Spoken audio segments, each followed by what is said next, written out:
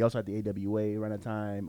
JCP was Yeah. still going around the time. Smoky Mountain Wrestling as well. Do you have a preference on what program you like to tune into? So interesting enough, I mean, WWF has always been like my favorite, my go-to.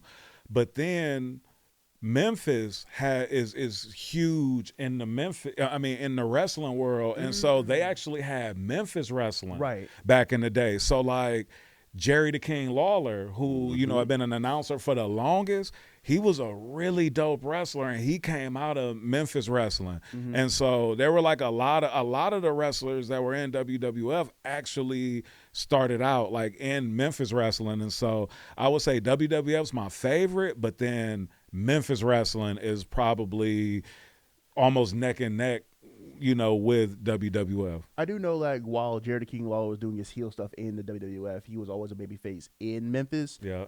We got all that mysterious 100+ title reigns. It's like Kareem's 100-point game. Like, we don't Yeah. like it happened, but we don't have any like footage of it happening. But we just have to take a name for it because Memphis was insane.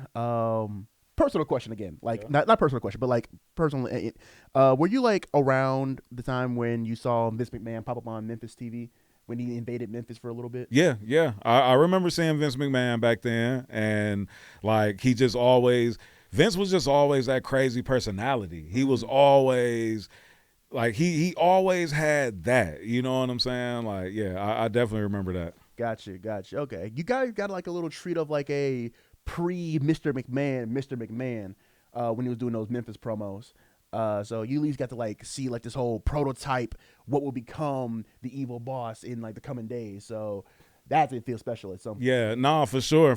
Because, when Vince first started in WWF, he was just at the announcer's table. You know what I mean? And his character in the beginning was still like kind of developing. But when he was over at Memphis Wrestling, he gave more personality, and he was the Vince that we've come to see now. But if your first time seeing Vince was, at the announcer's table at WWF, you might not have known that he had the personality that he has because of like the crazy promos